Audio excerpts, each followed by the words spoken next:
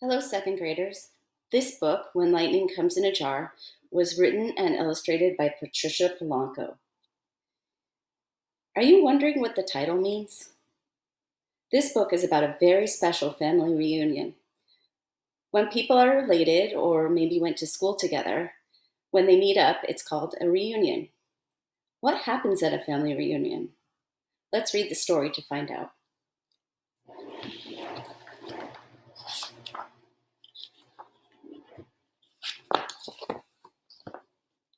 Today's my family reunion.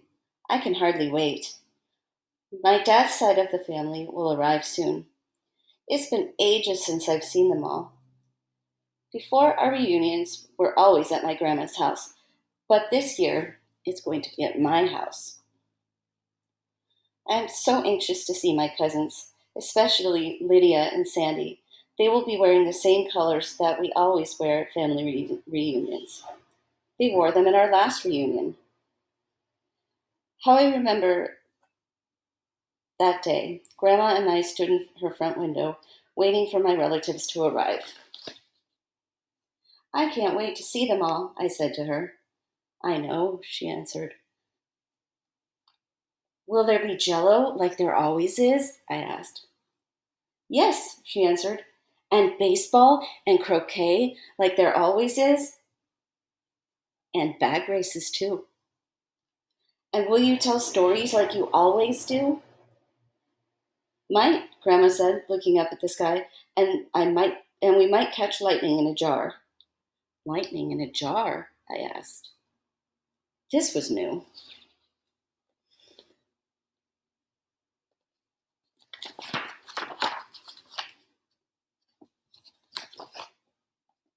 Who is telling this story? And then my relatives started driving up by the carload, one after another.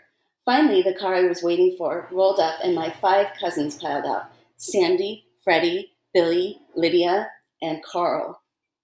Sandy, Lydia, and I squealed and ran for the porch swing just like we always did. We held up hands and pushed the swing with our bare feet.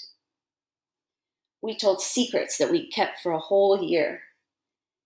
And I told them about lightning in a jar. Well, when do you think this story takes place? Now or a long time ago?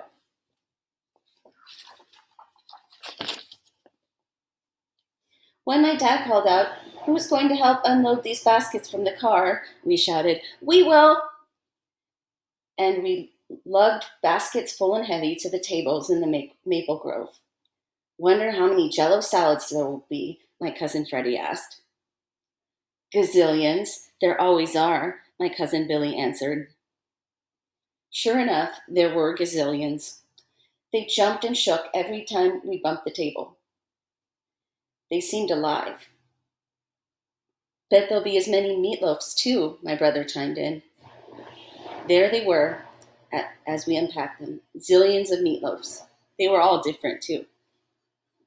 Each auntie had her own recipe, including Aunt Bertha, who made one with a hard-boiled egg in the middle. When we cut it, there was a perfect slice of egg, like a giant eye. Our aunties and grandma flitted around the tables like butterflies, going from flower to flower.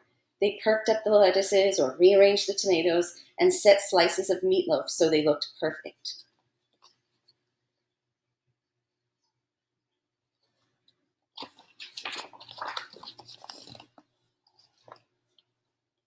When Grandma and the aunties took off their aprons, we all knew it was time to gather at the table.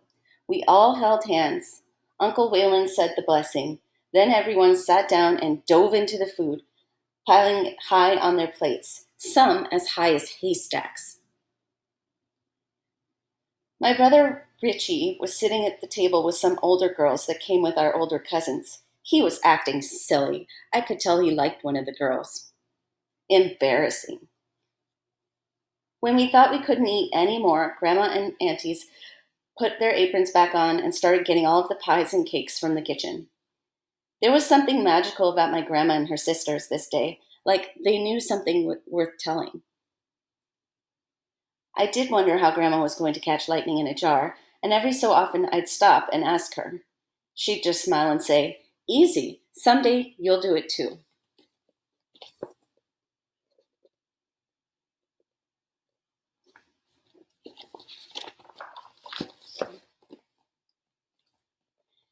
After we ate, it was time for our annual baseball game. My dad and uncles against us kids. Batter up, my dad called out as my cousin Billy stepped up to home plate. Lucky he was on our team. He could hit anything. Then, when he was out of field, he'd leap into the air and make impossible catches. That kid can jump higher than a cow's back, our uncles used to say. First pitch out, Billy hit the ball so hard it clean disappeared. We thought we saw lightning as it hit the sky. Maybe the lightning was on its way. Was that what Grandma was going to catch in a jar? I'm going to be a Detroit Tiger someday, Billy said that day. We all knew that he most certainly would. The Detroit Tigers are a baseball team, professional baseball team.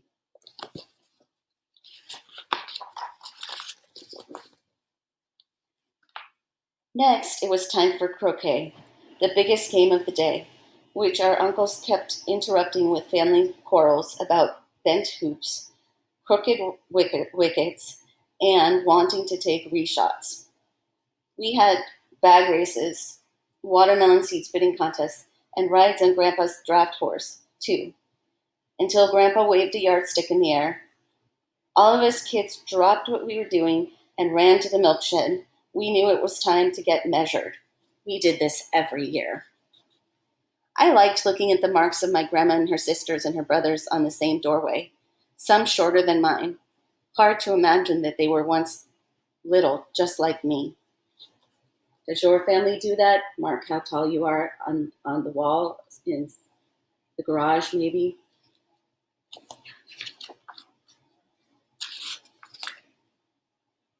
Aunt Bertha had gone to the house and fetched all the family portrait albums. The aunties showed us old brown photos and pointed. That was their father, who saved souls as a circuit preacher when he wasn't farming. Look, there were their favorite horses. Their eyes sparkled when they showed us their wedding pictures. The aunties were all married in their mother's parlor. I watched Grandma to see if she would summon the lightning from the sky.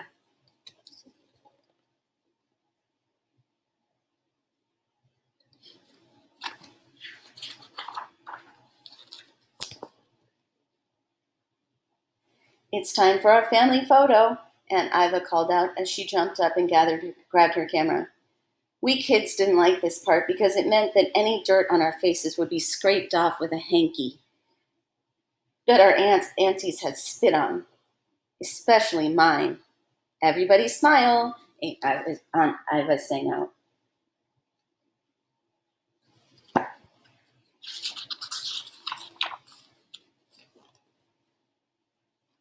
After this, the kids started to chant, "Stories, stories, stories, please."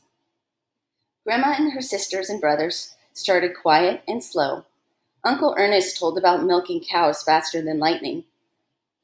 Grandma told about how she and her sisters walked 7 miles to a one-room schoolhouse over in Lock Center, and how each of them taught in that same school.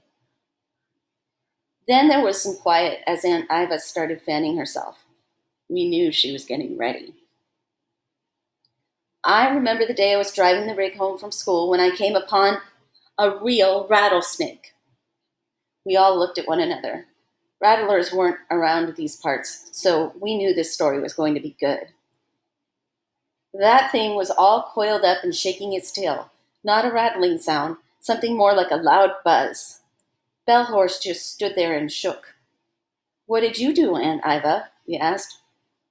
"Well, sir, I stepped out of the buggy, took my umbrella, and put it smack in the middle of that snake all coiled up. It just wrapped around that umbrella. I knew that if it struck me, I was a goner." We all leaned forward. "So I picked it up, gave the umbrella a sharp jerk, and flung that snake into Cecil Porter's field. Then I jumped into my buggy and galloped home, like the wind." All of my aunts and uncles laughed. Then a little flicker of lightning sprang out over the horizon.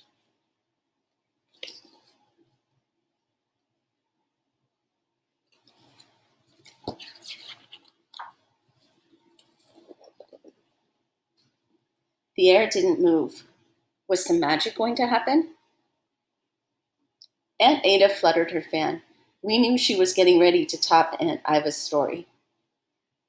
Have I ever told you children about the time I took a ride in the first newfangled motor car in this here county? No, the kids sang out. Well, sir, it belonged to Eldy Dunkle. My pa didn't approve of him. No, never, no how. He's a wild kid, he'd rave. Don't never want to see you with the likes of him. And then one day when I was walking home from a prayer meeting, he rolled up next to me driving the shiniest machine I'd ever seen. Aunt Ada stopped and fanned some more. What happened, Aunt Ada? We begged. Well, Aunt Ada crowed, I climbed right into that thing. Aldi shifted that contraption, making a terrible sound, and that roadster almost leapt right out from under us. It went so fast my hat blew clean off. We were going almost 40 miles an hour. We raced up Moyer Road, hurtled around Evie Peters' barn, almost flattened the Bender sisters' fruit stand, and then howled down Dietz Road. We gasped. And when we skidded to a stop in front of Pa's barn, there he was, just a-standin' there. She stopped again and fanned herself. What did he do, Aunt Ada? What happened? We all pleaded. Not a blessed thing, she answered, and laughed so hard she almost dropped her lemonade. Heat lightning flicked again. There was a low rumble of thunder off in the distance.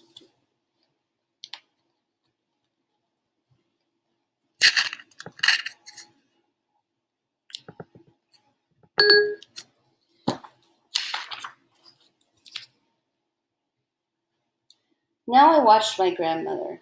She smiled and gave me a wink. It was her turn. Well, sir, Grandma began, I was but a girl, out plowing, helping Pa with the fields. His team could pull those rows straight as an arrow. When the team reared and bolted and dragged me halfway down the field before I could free myself. When I stood up, there was a fierce clattering roar in the sky above me. We all leaned toward her. It was like thunder and fierce lightning. She stopped and sipped her lemonade. What was it, Grandma? We kids begged. I looked up, waiting for the lightning. There, like a giant dragonfly, with two sets of wings, growling and roaring, pitching and rolling, spewing foul-smelling smoke, she leaned forward. It was the first ever flying machine in the state of Michigan. We all clapped with delight. That would have been a perfect time for the lightning to come, but it didn't, and it was almost dark. I whispered to Grandma, what about the lightning in a jar? She adjusted her glasses and gave me a look. Have the last rays of sun left the grass? She asked. I looked around. Yes, I said. Then sit down, child. What do you think is going to happen next?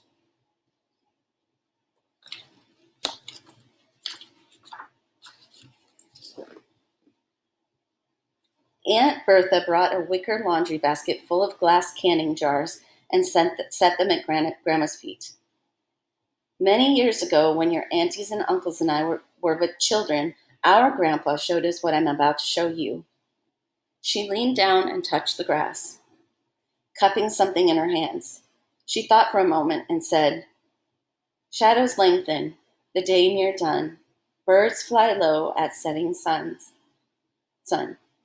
Stars will rise from the earth below. In these hands their light will glow. Come up, lightning, come up, stars. We'll snatch you in these here jars. She blew into her hands and let something go.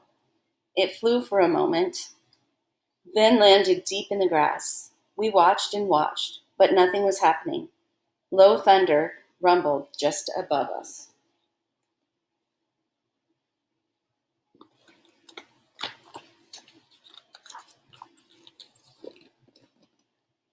Look, my cousin Billy called out.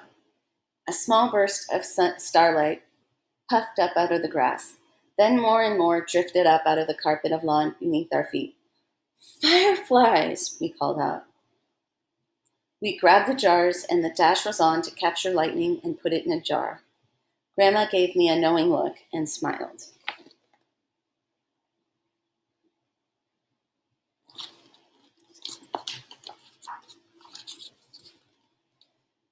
When everyone had gone home that night, Grandma and I sat on the porch swinging together. We looked at the flickering jar, and even though fireflies are common in Michigan on summer nights, never had I seen so many as that night. And as long as I live, I believe that somehow Grandma called them up with her stories and her magic. Do you think Grandma called up the fireflies?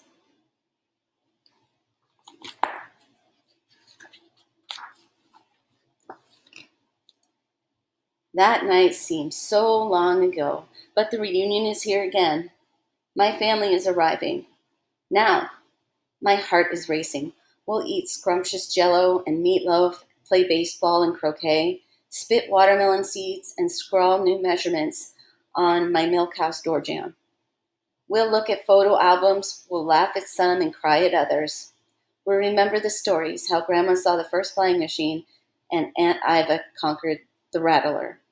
We'll talk about Billy and how he should have been a Detroit Tiger, but he gave his life for his country in a war far away.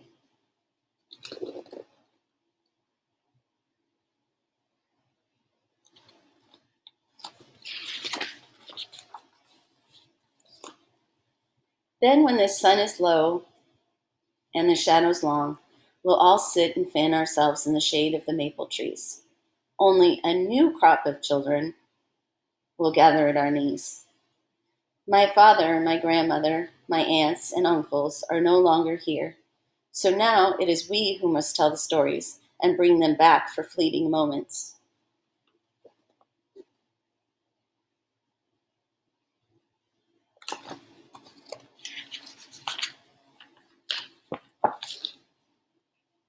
Then I will show the children the magic that my grandma showed me. I'll call the stars from beneath their feet, and as they rise in the warm night, these children will leap as high as a cow's back to gather them up.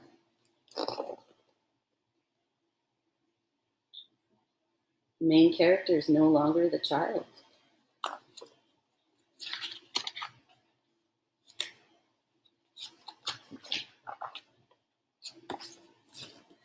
I'll send them home with full bellies, tired bones, and flickering jars in their laps.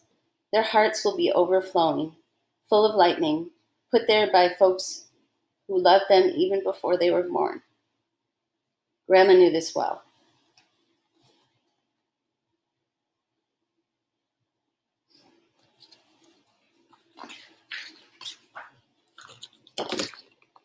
She also knew that someday they would tell their children about all of us and of the magic nights when we caught lightning in a jar.